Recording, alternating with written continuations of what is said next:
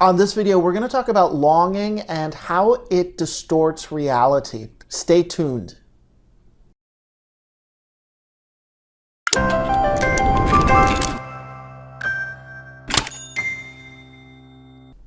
Welcome to The New Love Addiction. I'm Alan Robarge, a relationship coach and a psychotherapist.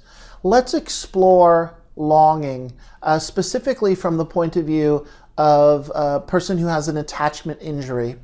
An attachment injury comes from an experience, usually through childhood. It can happen in our adult relationships, but we're looking at over time, developmentally, some experience that impacted your attachment system in such a way that you have not fully recovered or integrated that experience. When this happens, when we have an unintegrated attachment injury, it is similar or essentially the same thing as having an attachment trauma. So we use the word trauma. Trauma could be overt, covert, incident-specific, or developmental, as I've already said. Developmental meaning over a period of time, a series of adverse experiences of somehow being ignored, neglected, abandoned, abused, or betrayed. It is an ongoing chronic experience of feeling unseen, unknown, unheard, and misunderstood. When this happens, when we don't recover from that experience, we have an attachment trauma. Trauma has three specific main categories of symptoms. And in this moment, I'm not going to mention all three. I want to talk about and highlight what is referred to as intrusion, which mostly shows up as intrusive thinking. It could also show up as far as in the body, as far as intrusive feelings, intrusive emotions, even intrusive body sensations. The mind is unable to make peace with or integrate the trauma, or we could use the phrase trauma energy. And what happens when we're in a situation, in this context, since we're talking about attachment, we're talking about when you're in a relationship, and there is a certain level of intimate relating, a certain level of emotional intimacy, usually the attachment trauma will become triggered. It could also be based upon a specific event, precipitating event, such as a partner is unavailable or distancing, or in some way it's either real or perceived that there is a disconnect from getting our emotional needs, emotional validation, emotional reassurance from a partner. When this happens, it can trigger and light up our nervous system so that now we're experiencing this intense feeling of needing to reconnect with a partner. Oftentimes, when a relationship ends, we will get activated in this intrusive thinking, with these intrusive thoughts. And it becomes like obsessive mind, obsessive thinking, where we are continually playing in our mind. This is not a choice. It's not something that we are purposefully trying to make happen in our thoughts. It's not voluntary. It's an involuntary product, a symptom of trauma, that what happens is our mind starts looping in obsessive thinking. Thinking about him, thinking about her, what is she doing? Why didn't she call? I think I need to call her. Where is he going? And this ongoing, relentless commentary in our mind just keeps intruding upon our well-being. So that's where the word intrusion comes. It's this quality of it's coming in, it's intruding upon our experience so that it's actually disruptive. We might notice it more in what we would call, what we would think of as our downtime, when we're not as distracted, when we're not as preoccupied with work or keeping ourselves busy. We're just sitting at home, any type of time where we can really slow down and be open to our thoughts and to our mind, what happens is our peace of mind gets hijacked and the intrusive thinking comes in and the mind starts spinning and we begin to go down the road of what if this, and maybe we should get back together, and if only I had said this, and maybe he needs to do this, or maybe she needs to do that, and if only she didn't, and you're off. Your mind just keeps going, churning. There is an emotional quality that comes with this because it's linked to the attachment system, the desire to reconnect, the desire to feel some sense of safety and reassurance, even though you know the relationship has ended. And perhaps for many people, they also participated and wanted the relationship to end. But even though that it has ended, the mind is still experiencing some overwhelming sense of this intrusive, obsessive, ongoing, relentless thinking. There is a deception that comes with this experience because what happens over time is that it wears us down. We get confused. Not only is there content in the thoughts, what is he doing? What is she doing? What are they saying? What about this? Maybe this happened. Remember that one time? I think I need to call. Why didn't she call? The fact that it keeps going, it links to the emotional experience of longing.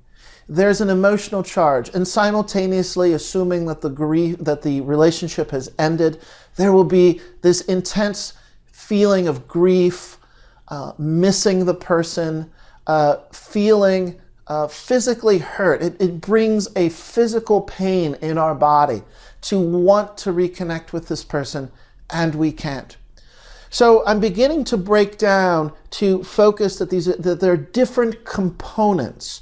You have the churning of the mind, just the process of churning habituated, obsessive mind. And then you have the content, you have the actual thoughts of the mind. He said this, she said this, what if this, maybe this, playing out memories. And again, we're not in control in the sense that we're manufacturing this. The mind is just churning it out. We're attempting to go about our day, and we find ourselves repeatedly becoming bombarded with memories and images and beliefs about what happened and what needed to happen and what didn't happen. And again, that's the nature of this intrusive thinking. So if we're breaking down the components, we have the quality of mind that's churning. We have the actual thoughts of whatever the content is. It could be memories, trying to work out bargaining of, how could we get back together? And then there's the emotional component. There is an electricity, a charge, a missing the person, a yearning, an urgency, an anxiety. I got to get to the person. I have to connect. I need to connect to this person. I need to connect. I need to find safety. I need reassurance. I need validation. Is everything okay? Is everything okay? Is everything okay? There's an intensity that comes with this. So again, we have habituated mind, we have the content of the thinking, and then we have the electricity and the charge of the emotion, that a profound desire to get back together or to be with the other person. When we begin to break down these components, we can start to see how reality is distorted and that we cannot trust this process as having any proof that we need to be with the other person, that there is a necessity to be with the other person, or if in fact it is or isn't a healthy, good relationship to try to salvage or try to repair. Because that's what's happening, or that's what happens when we get so caught up in the painful experience of obsessive thinking and the intrusive thoughts. We begin to believe them. It's only natural. I mean, think about it. If you go 1 hour, 2 hours, 3 hour, all day, 3 days, this can go on, quite honestly, it could go on for months for some people, where you wake up in the morning and there might be 2 or 3 seconds of a sense of freshness in your mind. And by second number 4 and number 5, consciousness hits you, the relationship's over, and you're separated, and it's ending, and then it starts, and it starts churning. Well, this wears us down. We become so confused by the intensity, and we naturally want relief. And a very logical way to seek relief is to begin to believe the intensity of the longing as proof that we need to repair, we need to get back together, we need to salvage this relationship. Now, of course, I do not know if that is or isn't true. There would have to be something unique to each person's experience. Of course, people reconcile. Of course, people get back together. Of course, people repair relationships. But for the sake of this video and for the sake of looking at the quality of mind when we are activated in our attachment trauma, that information is not reliable, and most likely trying to discern or make the decision whether or not repair is possible is not going to happen when you are activated in intrusive thinking. You would not be coming from your most resourced self. You would not be coming from your most intelligent self. You would not be coming from your most rational self. You would be trying to make decisions based upon losing resource and becoming overly preoccupied with the other person due to the intensity of this longing. So it's not reliable. It creates a deception. It distorts our reality. But the problem is that we get so confused in this state because it wears us down, and we begin to think that it is true. There must be some kind of validity to the intensity that I'm feeling. The attachment injury came from childhood, which is not always true for everybody. We very much can experience some form of betrayal or abandonment as adults in an abusive relationship, in a relationship where someone really undermines our sense of trust, and we would experience an attachment injury. For most people, there's some history of insecure attachment coming from their family system and their family history. So when we look at attachment injuries, we oftentimes are very directly talking about childhood relationships with parents, childhood relationships with family members, and how that really set the stage and set the tone, created a template in our mind for how we create adult relationships. So the challenge when we end a relationship, and there's this intrusive thinking, this obsessive thinking, the longing, the intense emotional experience of needing to reconnect with the other person. Oftentimes, when we are working with an attachment injury, what this means is that the degree to which I am feeling the intensity of the longing for my current adult partner is mirroring the degree to which I was hurt or unseen, unheard, misunderstood, not known in my family. So that's a really important point. Let me repeat this. When we have an attachment injury and it gets triggered, And one of the symptoms is intrusive thinking, which is going to show up as longing and habituated thought. I like to categorize it as him, or we change the pronoun and we say her. And it just is relentless. When this happens, we are going to experience an intense emotional longing and urgency to reunite with our loved one, our beloved, our partner.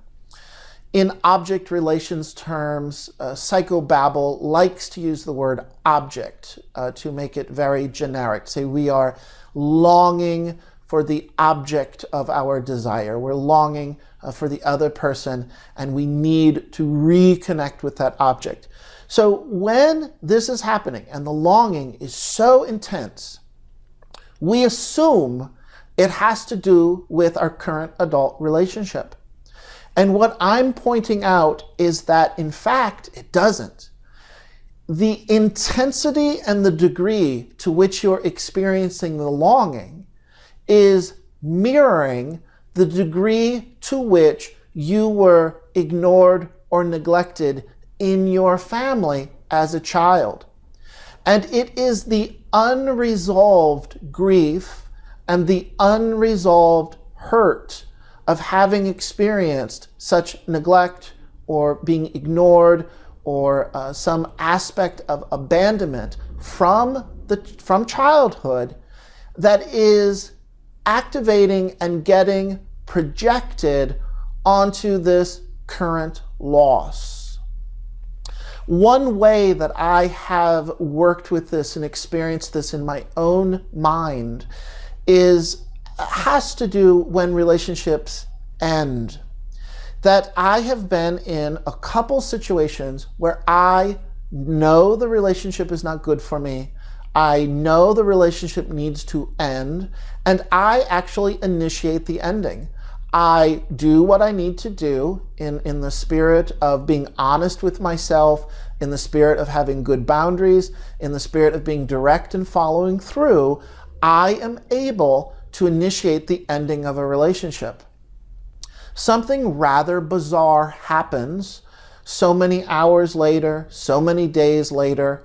Potentially it could be weeks, but for me it doesn't take very long. After I initiate the ending, and I'm so 100% clear that it is not a healthy relationship and we need to part ways, it's time to end. What happens is my brain begins to hijack the current situation and begins to rewrite the story, the situation, as I am being abandoned. As if now the other person is abandoning me and I'm being rejected, and I need to reconcile that. It puts me very much in a disempowered place. It's a kind of victim mentality. And I have observed, both with clients working in relationship coaching and couples counseling, but also using this example with myself, I have observed that it is so confusing and bizarre of an experience to know that there's this rational part of my mind, this kind of observer self that's able to discern and say, this is not a healthy relationship, I need to end. And nonetheless, there's this other part of my mind that comes in and is now rewriting the experience as if I'm being rejected. And then the rejection drops down into deeper, more intense feelings of betrayal, deeper and more intense feelings of abandonment, deeper and more intense feelings that now I'm being shut out, rejected, and ignored. None of that information that's coming in that moment is reliable for me to assume that it means I'm supposed to reunite with the person I'm ending a relationship with. That is a misapplication of that information. What I've had to learn to do over time is to realize the place that my mind takes me, the depth of feeling some form of rejection and abandonment, even though I'm the one that initiated an ending of a relationship. The intensity of those feelings is my attachment injury. The intensity of those feelings are the unresolved childhood grief, is the unresolved childhood grief that is now coming out through this current life scenario. What I need to do in that moment, what I need to practice, is to really strengthen and fortify my rational mind and tell myself that I'm not longing for the person, I'm longing for comfort. And I need to begin to pull the projection and pull the story off of the current adult relationship, and I need to just sit with the intensity of the emotional longing. That is sophisticated work. That is so challenging. It's much easier said than done. And let me repeat that point. The approach, the skill, is to begin to separate out the story and the object of your longing, meaning the person, from the actual experience of the intensity of the emotion. And we create a very clear boundary in our mind to say, it's not about the other person, it's about me attending to my own state of mind. This is about me and my longing. This is about me and the intense urgency of this trauma symptom of intrusion, of this looping obsession that keeps churning of I feel unsafe, I feel fear, I feel insecure about where I'm at in this moment, given the relationship has ended. This is challenging work. It can so easily derail us, and when it does, we find ourselves attempting to reunite with a person that we know is not the right person for us. When we get derailed and when we get worn down, we find ourselves sending text messages to a person that we ultimately know is not the right person to be in a relationship with. But we get confused because the longing distorts our reality and makes us believe that we in fact need to be with that person. That's not true. What we need to do is learn how to heal the intensity of longing that is the result of a childhood attachment injury where you did not feel seen, known, heard, or understood in your family system. I hope this is helpful. My name is Alan Robarge. I am a relationship coach. Please subscribe to this YouTube channel to watch future videos if this video interests you. You could also join a Facebook group titled The New Love Addiction. It's on Facebook. I will put the URL here. And also, finally, as a relationship coach, I work with clients remotely, either by phone or through video conferencing. So if perhaps that interests you and you want to check out how to work with me, my website is alanrobarge.com. So take care of yourself. This is really challenging stuff. It's ultimately really painful stuff. And so empathy to you as you continue to grow in your skill to work with your mind. So thank you.